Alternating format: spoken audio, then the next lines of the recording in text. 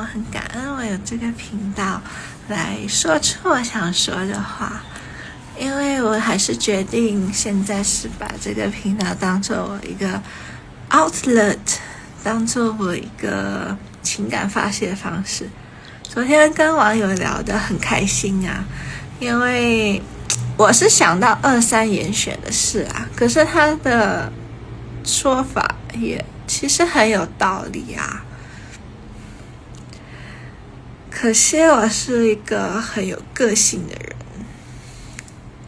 然后我问我网友我的频道的 TA 到底是谁，他说就是我自己。其实这样也蛮酷的，我开心就好啊，我管你们怎么想，对不对？